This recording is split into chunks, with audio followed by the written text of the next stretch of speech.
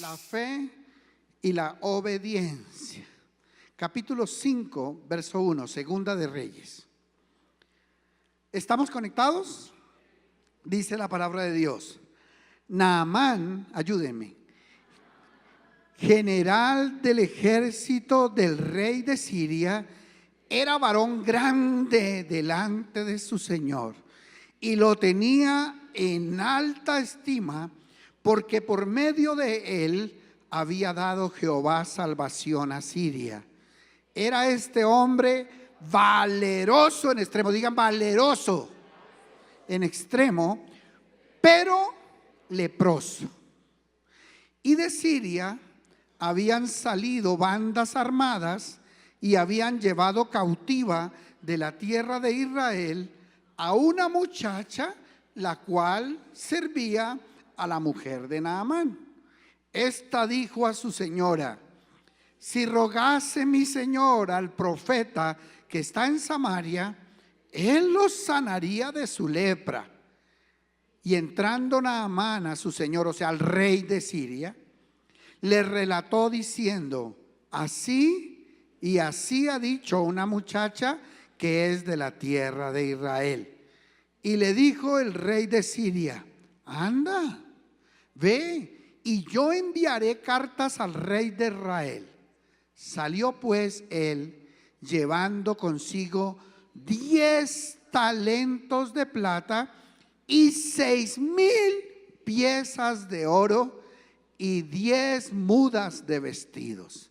Tomó también cartas para el rey de Israel que decían así: cuando lleguen a ti estas cartas, sabe por ellas que yo envío a mi siervo Naamán para que lo sanes de su lepra. Luego que el rey de Israel leyó las cartas, rasgó sus vestidos y dijo: ¿soy yo Dios que mate y dé vida para que éste envíe a mí a que sane un hombre de su lepra? Considerad ahora y ved cómo busca ocasión contra mí. Cuando Eliseo, el varón de Dios, oyó que el rey de Israel había rasgado sus vestidos, envió a decir al rey: ¿por qué has rasgado tus vestidos? Venga ahora a mí y sabrá que hay profeta en Israel. Y vino Naamán con sus caballos y con su carro y se paró a las puertas de la casa de Eliseo.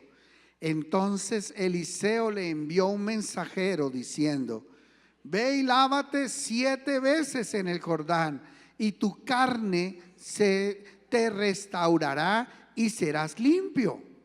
Y Naamán se fue enojado diciendo: he aquí, yo decía, para mí saldrá él luego y estando en pie invocará el nombre de Jehová su Dios y alzará su mano y tocará el lugar y sanará la lepra.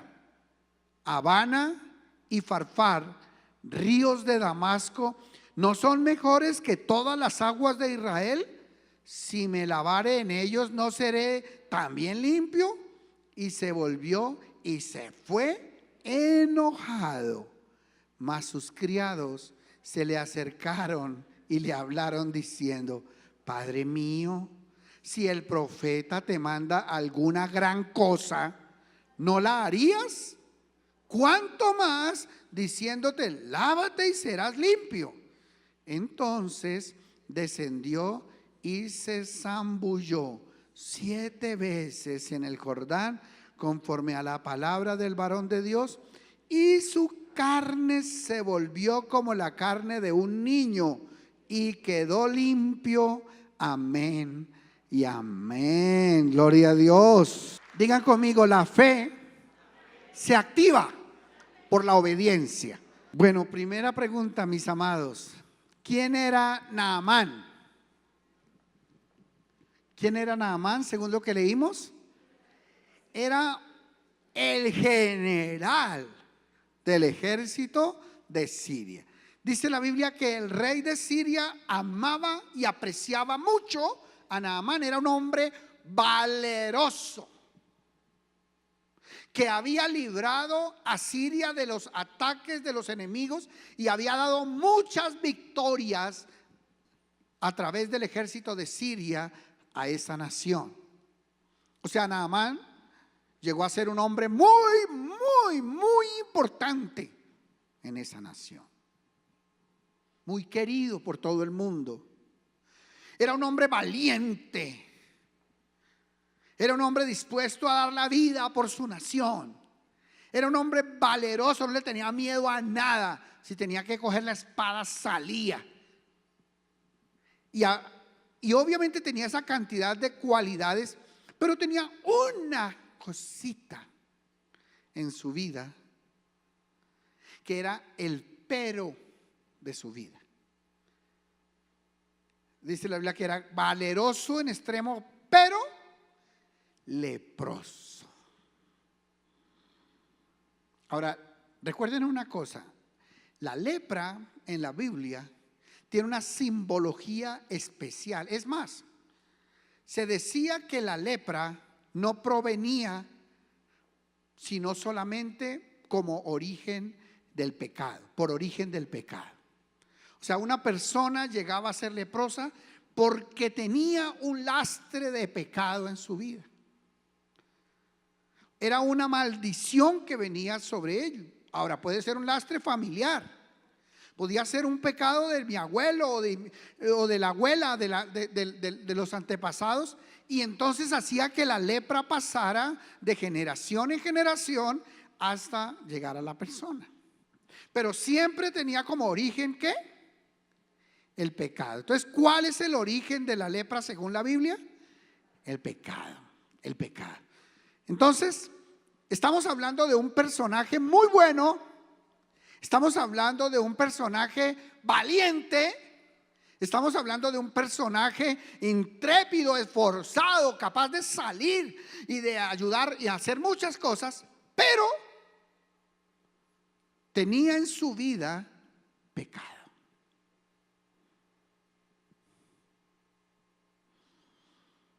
Y yo sé que nosotros, la Biblia dice, por cuanto todos pecaron y están destituidos de la gloria de Dios. O sea, según la Biblia, ¿cuántos de los que estamos aquí hemos pecado? Todos. Por eso el Señor Jesucristo, cuando estaba frente de la mujer pecadora que le trajeron sorprendida en adulterio, le dijeron: y en la ley nos mandó Moisés apedrear a tales mujeres. Todo el mundo con las piedras listos para matar a esta mujer. Y entonces el Señor abre la boca y les dice: un momento, el que de vosotros esté libre de pecado, tire la primera piedra. Porque somos expertos en señalar los pecados de los demás, pero parece que no podemos ver nuestros propios pecados. O sea, eso sí, cuando una persona está en pecado decimos: ¡ay, qué terrible! Pero nosotros no decimos terrible cuando mentimos, cuando se mira pornografía, cuando estamos en orgullo, cuando nos dejamos llevar por el mal genio, cuando es la ira la que gobierna nuestras emociones, cuando decimos vulgaridades, cuando estamos hablando en contra de una persona y señalándola. Eso no lo miramos, eso no lo vemos. Y por fuera muchas veces parecemos perfectos, como le dijo el Señor a Herodes: sepulcros blanqueados. A los sacerdotes de la época le dijo: sepulcros blanqueados, por fuera muy bonitos, por fuera parece que fueran santos, pero por dentro están llenos de huesos de muertos, sucios y oliendo a feo. La lepra simboliza en la Biblia el pecado. Esa cantidad de cosas que hay en nuestra vida que nos llevan al pecado. Y estamos hablando de un personaje muy valiente, una persona, wow, qué wow, pero adúltero. Entonces a veces vemos personalidades que son valientes en la política, en el gobierno, pero que tienen rabo de paja, que son tramposos, que son adúlteros y pueden ser muy buenos. A veces pensamos que nuestros padres son buenos porque son de 80 años o de 70, o porque una mujer tuvo 20 hijos, entonces es una mujer santa. Y resulta que uno va a ver y resulta que le falta un detallito, una cosita. No tiene a Jesús en su corazón. No tiene a Jesús en su corazón. Y yo les digo una cosa, puede haber gente muy buena allá afuera, entre ellos tu papi, tu mami, tus hermanos, que son buenos, más buenos que un pan. Pero si no tienen a Jesús en su corazón, ellos no van para el cielo. Tienen la lepra más grande, que se llama la lepra de la incredulidad. La Biblia dice que hay un lago de fuego y azufre que está preparado para los incrédulos. O sea, los primeros que se van para el infierno, según la Biblia, son los incrédulos. Entonces, yo quiero que miremos un poquitico en nuestra familia, en nuestros amigos, en nuestros seres queridos allá afuera, y pensemos cuántos de esos no tienen a Jesús en su corazón. ¿Cuántos de esos van caminando una vida hacia la muerte eterna? ¿Cuántos? La Biblia dice, porque por gracia sois salvos. Díganlo conmigo, porque por gracia sois salvos. Digan ahora, por medio de la fe en Jesucristo. Digan, por medio de la fe en Jesucristo. No por obras, para que nadie se gloríe. Un día, yo creo que si había una mujer buena sobre la faz de la tierra, era mi madre. Yo creo eso, una buena mujer. Y entonces un día, compartiéndole esta palabra sobre la salvación, ella creía que éramos salvos por las obras que hacíamos. Resulta que en nuestra casa, cuando alguien golpeaba en la puerta, mi madre no permitía que se fuera si no le daba algo, así se fuera una naranja, así sacara una naranja y se la entregara. Pero algo le sacaba, un pantalón, cualquier cosa sacaba. Pero mi madre no dejaba ir a una persona necesitada con hambre. Nunca, nunca. Y eso nos lo grabó a nosotros en nuestro corazón. Y entonces yo le dije a mi madre, madre, solamente te falta una cosa. Una cosa. Tienes que recibir a Jesús en tu corazón. Porque dice la Biblia que en ningún otro hay salvación. Porque no hay otro nombre bajo el cielo dado a los hombres en quien podamos ser salvos, sino solamente en Jesús de Nazaret. Si nosotros no creemos en Jesús, si no hemos recibido a Jesús en nuestro corazón, no estamos inscritos en el libro de la vida. Y el día que llegamos a la puerta del cielo para ver si tenemos acceso a entrar al cielo, entonces se va a buscar en la lista de los inscritos. Escúcheme bien, si en cualquier tipo de reunión uno tiene que estar inscrito para entrar, ¿cuánto más en la vida eterna? Y la primera pregunta que les quiero hacer hoy es, antes de irse de este lugar, la pregunta, comentario, asegúrense que sus nombres están inscritos en el libro de la vida. Ahora, ¿cómo se escribe el nombre en el libro de la vida? Dice la Biblia que si confesares con tu boca que Jesús es el Señor y creyeres en tu corazón que Dios lo levantó de los muertos, serás salvo. O sea, ¿qué necesitamos para que nuestro nombre sea escrito en el libro de la vida? confesar con nuestra boca. Tenemos que abrir la boca, no es con el pensamiento, excepto que sea mudo. Entonces confiésalo con tu corazón, si eres mudo. Pero si tú puedes hablar, el Señor, así como yo les decía del mover el cuerpo, el Señor quiere que abras la boca para que con la boca declares que Jesús es el Señor. No es suficiente con creerlo. Que si confesares con tu boca que Jesús es el Señor y creyeres en tu corazón que Dios lo levantó de los muertos, serás salvo. Porque con el corazón se cree para justicia, pero con la boca se confiesa para salvación. Este evento que vamos a tener del bazar es una oportunidad, va a ser un día de salvación. Y la predicación ese día va a estar encaminada a que los que no conocen a Jesús lo reciban en su corazón como su Señor y Salvador. Usted encárguese de traerlo y métalo en este salón, ¿listo? Y el Señor y yo nos encargamos de que no se vaya de aquí sin estar inscrito en el libro de la vida. Amén. Denle ese aplauso al Señor y vamos a hacer juntos esa tarea. Porque si mi nombre está escrito en el libro de la vida, ya lo tengo todo. Pero si no está escrito en el libro de la vida, no tengo nada. Así tenga millones de millones, así sea más bueno que un pan.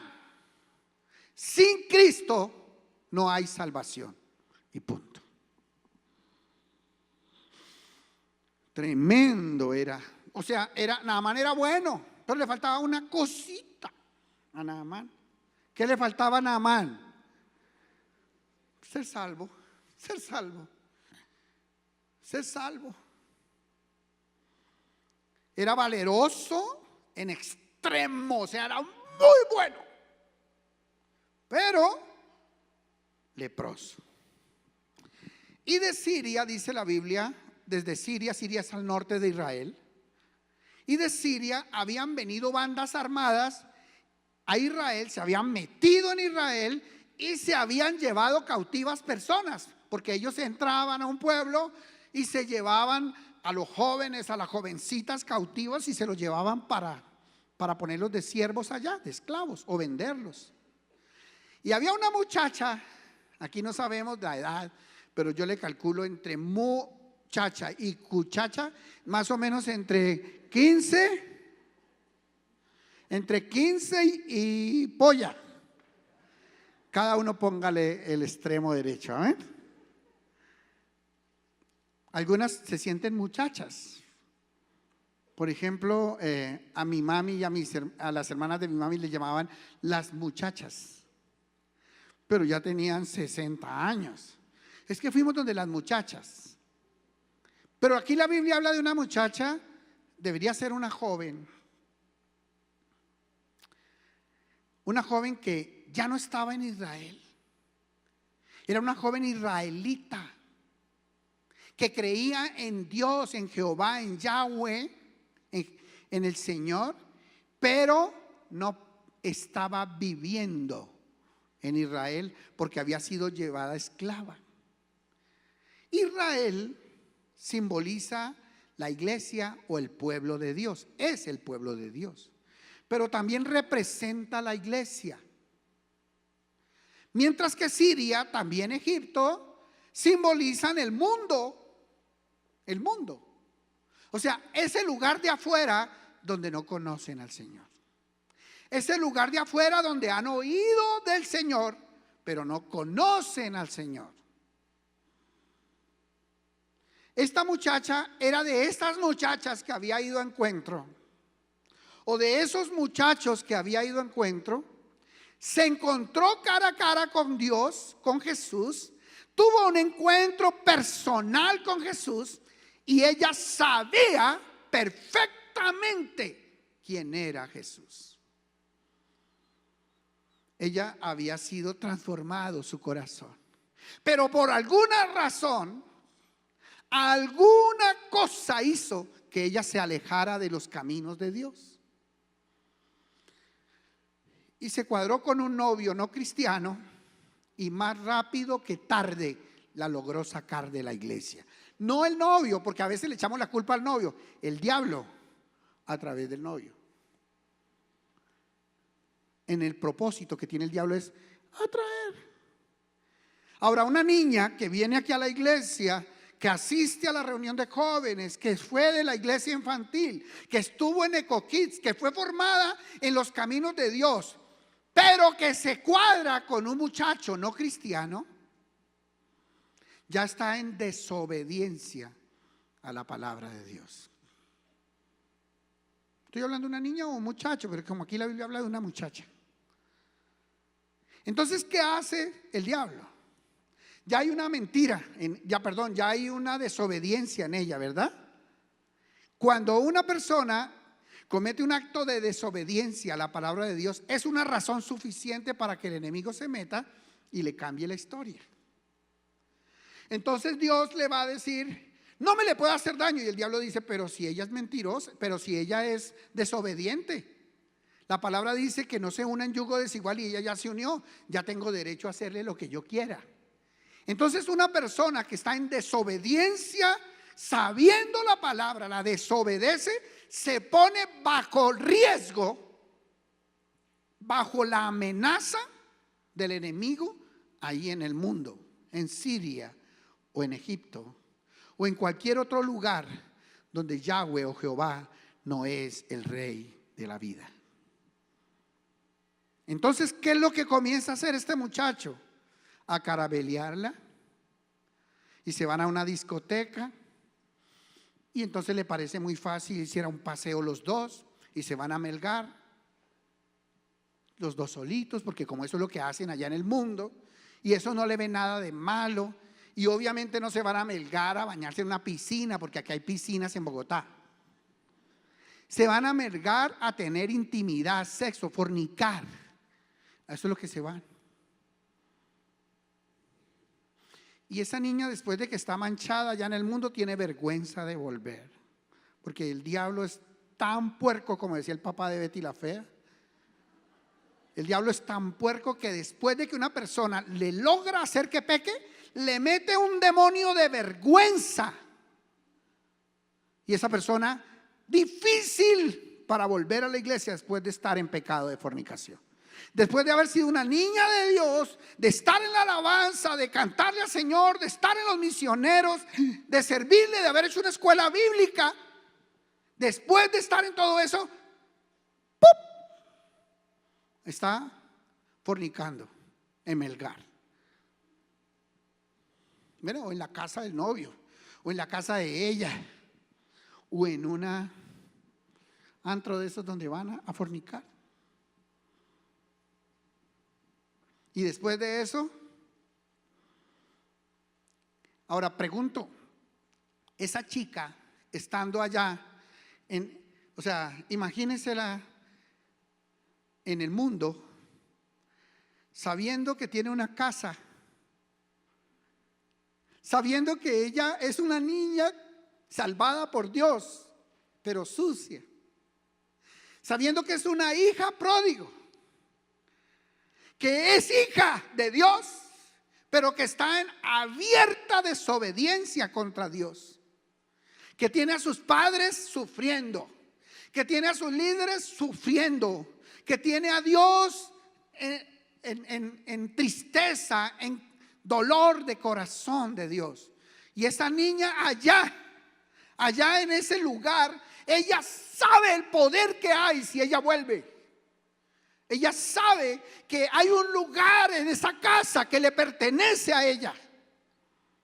Ella sabe que allá hay un Dios todopoderoso que dio hasta la última gota de su sangre para salvarla, para limpiarla, para sanarla. Y que si ella vuelve con un corazón contrito y humillado, Dios no la va a echar fuera. Porque Dios no echa fuera al que viene con un corazón contrito y humillado. Ella lo sabe, pero aún así sigue afuera por ese demonio de vergüenza, porque le pareció que tenía que irse a dar una canita al aire en su vida, Y resulta que muchas veces en esas canitas al aire, como no son expertas en fornicar, quedan embarazadas. No se cuidó y quedó embarazada de lo que menos quería. Pero por andar buscando afuera, quedó embarazada.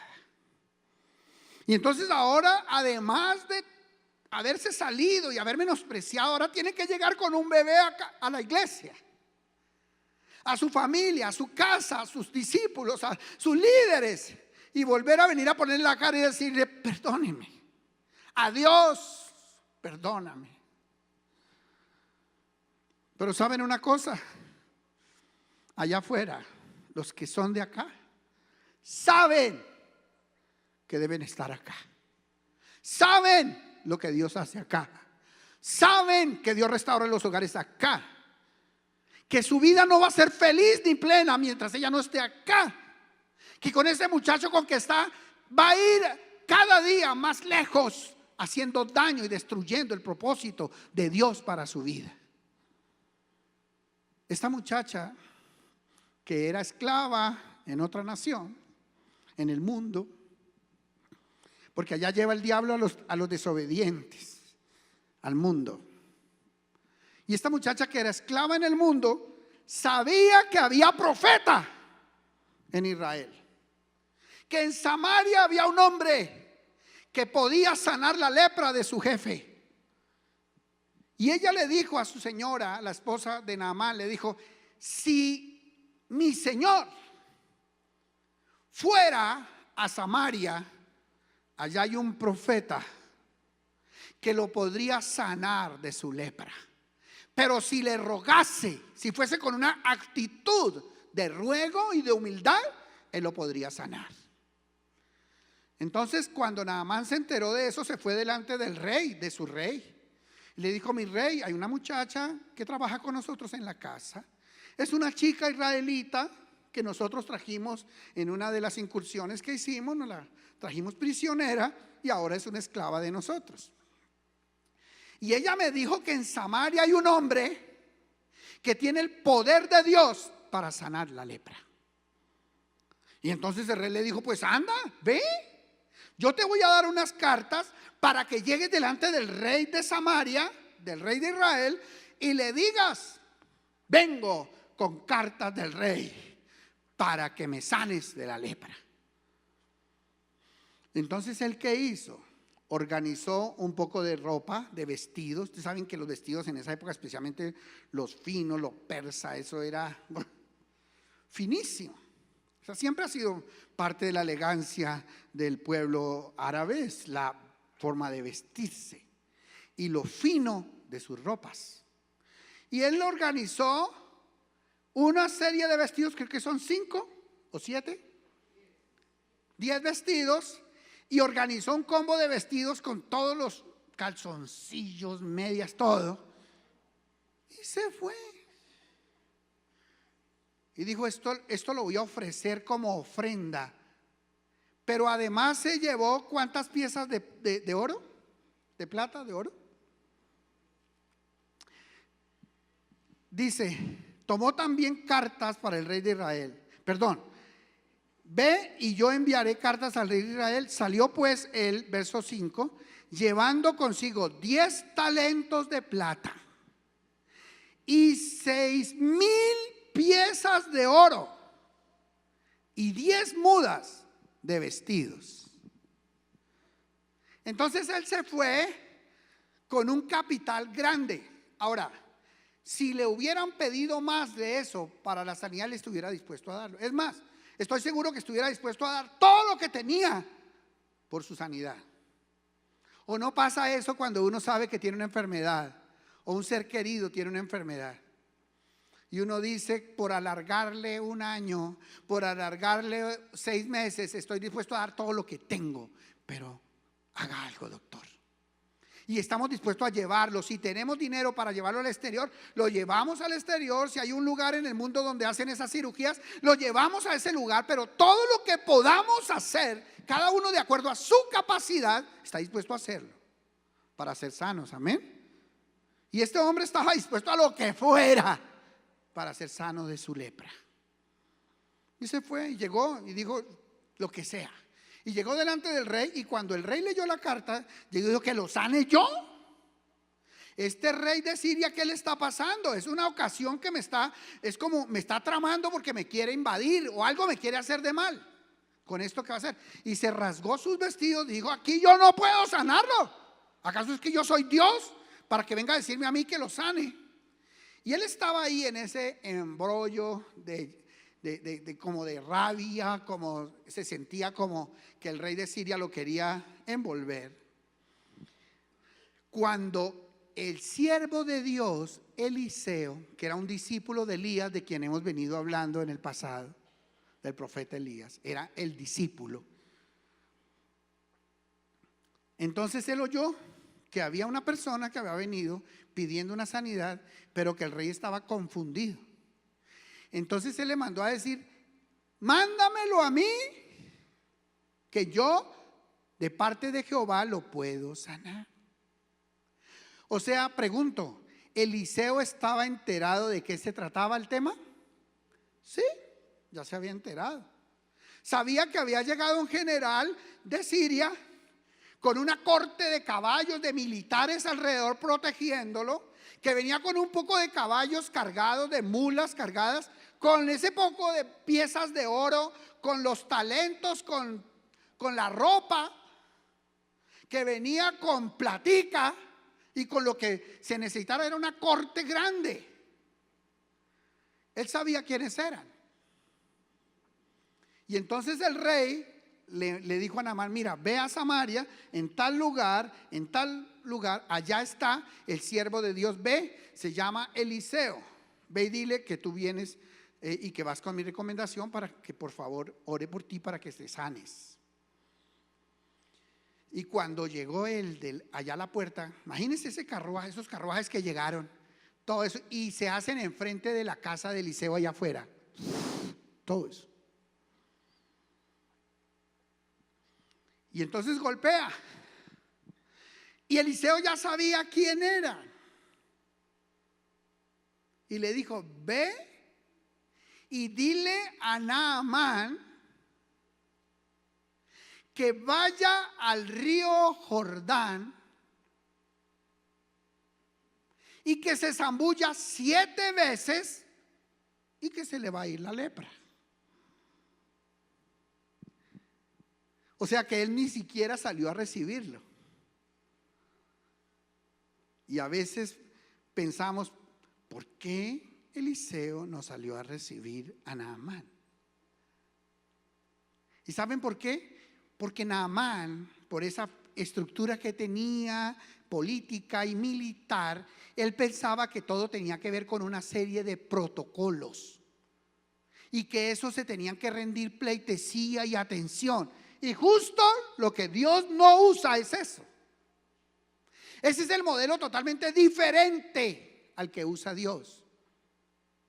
Porque el Señor dijo: yo no he venido para ser servido, sino para servir y para dar mi vida en rescate por muchos. Y el que le lavó los pies a los demás fue el Rey de Reyes y Señor de Señores.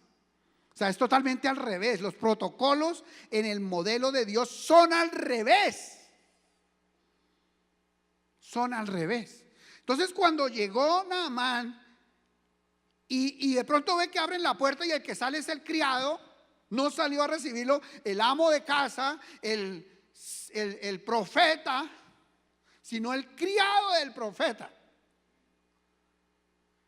Y sale y le dice: Señor, que manda a decir mi amo que por favor vaya y se bañe 7 veces en el Jordán. Y listo. Y él le dio una piedra. A Naamán le dio una piedra. ¡Ah! ¡No! ¡No! ¿Cómo así? Yo pensé que yo iba a llegar aquí, timbraba. Digamos que timbraba, ¿sí? Timbraba y yo me imaginé que iba a salir el siervo de Jehová. Y cuando me viera, entonces iba a decir: ¡oh, Jehová! ¡Dios Todopoderoso! ¡Haz que descienda fuego y seca la lepra de este hombre en donde voy a poner la mano. Y él se imaginó que iban a hacer un show tipo brujería. Porque como él venía del lugar donde se hacía brujería, donde eran y adoraban a Baal, y donde lo hacían todo de esa manera escandalosa y con pecado y con ocultismo y con humo y con polvos mágicos, brujería, magia. Y él se imaginó que el siervo de Dios iba a salir así. Y el siervo de Dios ni siquiera salió. Qué tremendo esto, ¿no? O sea, el Señor es mucho más sencillo de lo que nosotros nos podemos imaginar. Para que nosotros dejemos de ser religiosos y pensemos que eso tiene que ver con una religiosidad. No tiene que ver con una religiosidad. Y entonces él llegó y dijo: no, eso que me hicieron, que me hizo este hombre, no tiene nombre. No, no lo acepto.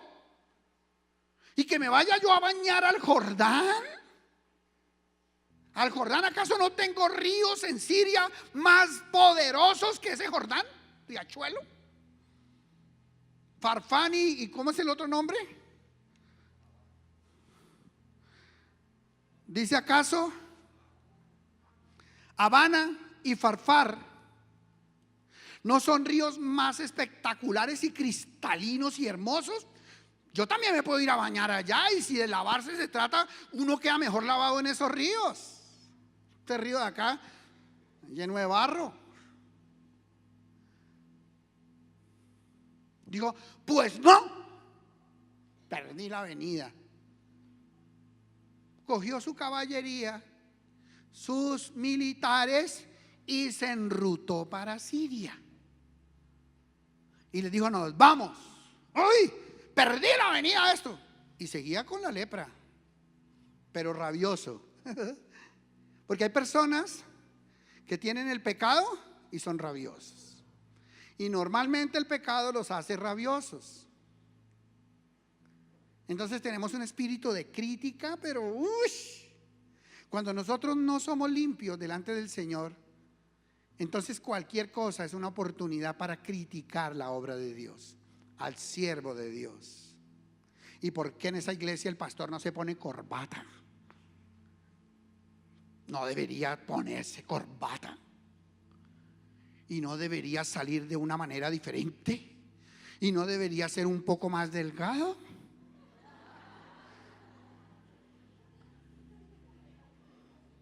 Si usted vino por el pastor Paila. Por eso yo creo que Eliseo era así, con barriguita como yo, calvito así como Juan Pablo. Pero ¿saben una cosa? Por eso él no salió a recibirlo, porque Dios se me asusta. Tenía más presencia el siervo del profeta que el profeta. Y le dio tanta rabia, dijo: me largo. Y se fue. Y ya iba en camino cuando los criados de él, oiga, a veces los criados son más sabios que los amos. A veces los empleados tienen una palabra más sabia que los jefes. Así que nosotros tenemos que aprender a escuchar y ser sabios cuando algo viene de Dios para mi vida, amén. Y ser capaz de escuchar también a mi empleado o a mi subalterno. ¿Puede venir la salvación por un subalterno o no? Claro que sí. Dios puede usar a un subalterno, a un hermano menor, puede usar a un señor que humilde, muy humilde, lo puede usar para traerme la salvación a mí. Y los criados le dijeron: Señor, queremos hacerle una pregunta. Si ese siervo de Dios le hubiera pedido que hiciera cualquier cosa, ¿la hubiera hecho usted o no? Pues claro, ¿no ve que me vine desde Siria? ¿No ve que me vine con caballos, con oro, con talentos de plata? Me vine con vestidos, semejante protocolo. Hablé con mi rey, me humillé cambiando de los dioses de allá por el de acá para venirme a buscar a ese siervo. Pues cualquier cosa. Entonces le dicen los criados: y si le está pidiendo que vaya y se zambulla 7 veces, ¿por qué no lo hace? Porque a veces nos cuesta más obedecer que hacer sacrificios. Porque estamos dispuestos a hacer los sacrificios que sea, lo que sea, pero no estamos dispuestos a obedecer. Y dice la Biblia que Dios se complace más en nuestros sacrificios que en nuestra obediencia. Ciertamente el obedecer es mejor que todos los sacrificios que yo pueda llegar a hacer en mi vida. Ese man se iba a ir, perdón, Naamán se iba a ir. Ese Naamán se iba a ir para su nación, para Siria, sin la sanidad, por terco. Porque a veces somos tercos. No, yo dije que no y no. Hombre, no sea bobo, no sea terco, porque la terquedad es bobada. Si yo sé que Dios me está pidiendo algo, ¿por qué no lo hago? El Señor me está diciendo: no forniques, ve al altar. No, ya no. ¿Qué te pasa? Llevas viviendo con esa mujer 20 años y no puedes venir al altar. No, es que no estoy seguro. Un señor me decía en un encuentro que estaba en fornicación. Le dije yo: ¿por qué no te has casado? ¿Cuántos años llevas de matrimonio con esta mujer? Dijo: pues llevamos 20 años juntos y ya tenemos unos chinos, ya están en la universidad. Y le pagas el estudio a los chicos. Y sí, claro, yo sostengo mi casa, todo. ¿Y por qué no te casas con esa mujer? Que no estoy seguro. Yo digo: no, hay personas que son demasiado inseguras. O sea, ¿cómo que no estoy seguro viviendo 20 años con esa mujer? ¿Cómo que no estoy seguro teniendo 4 chinos con ella, habiéndoles pagado la universidad, teniendo todo, habiendo puesto tu vida por eso, y todavía no estás seguro? Yo le digo: agárrela y llévela al altar antes de que otro se la lleve al altar. Porque cuando uno no está seguro, de pronto hay otro que sí la quiere. Más vale que agarre lo que le toca. Amén. Dile a la persona que tienes al lado: agarra lo que te tocó y llévalo al altar. Dile: y llévalo al altar. ¿Se complace más Dios en qué? En que le obedezcamos, que en todos los sacrificios que nosotros hagamos. Terminemos de leer de pie lo que nos falta, por favor.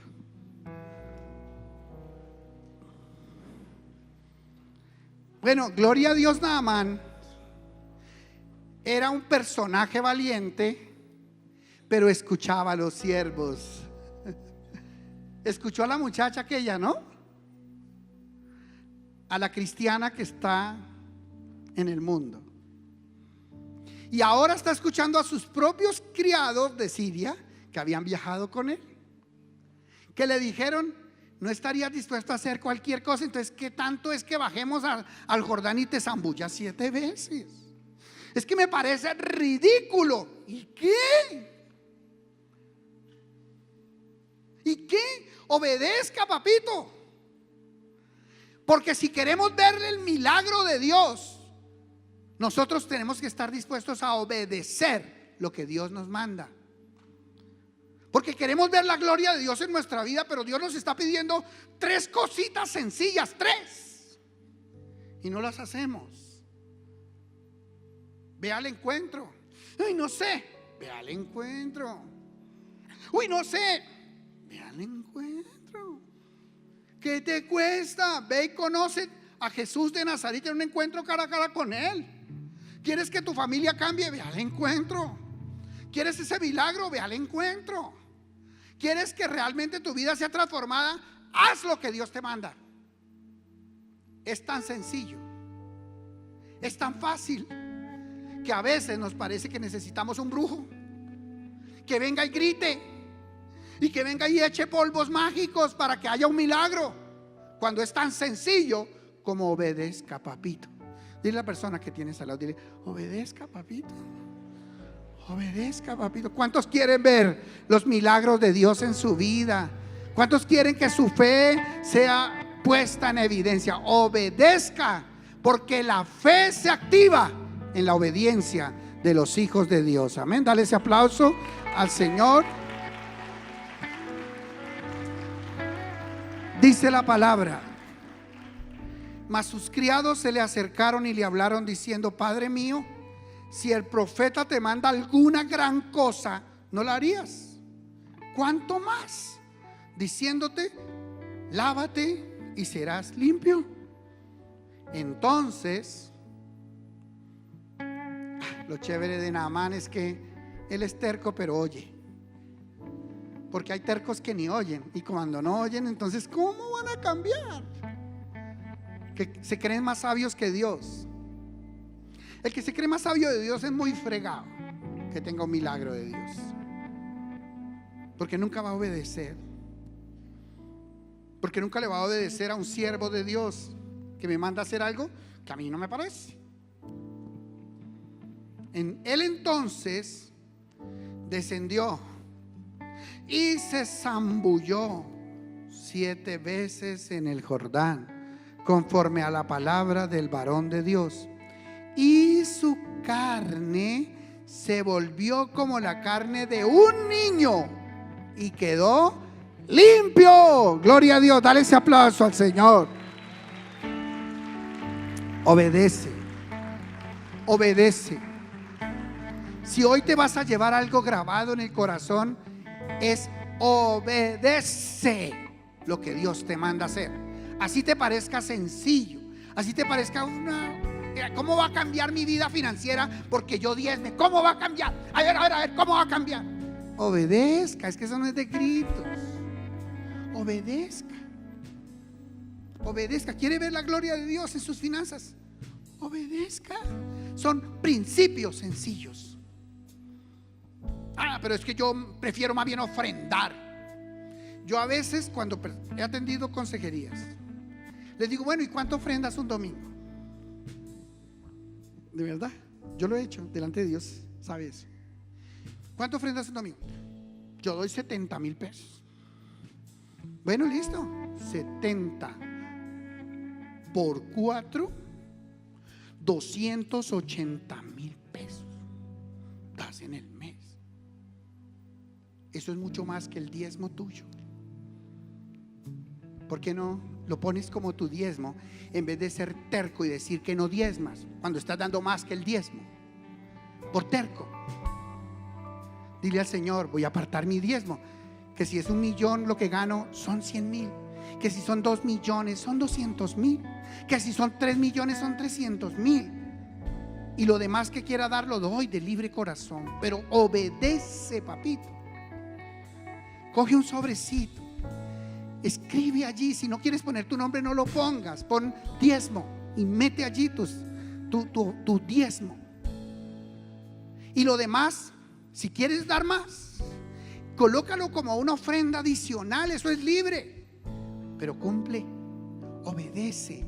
Que es mejor obedecer que toda la cantidad de sacrificios que estamos dispuestos a hacer por el Señor, o por la familia, o por la iglesia, o por lo que sea. Se complace Dios más en que obedezcamos que en que hagamos 1000 cosas tratando de agradar a Dios.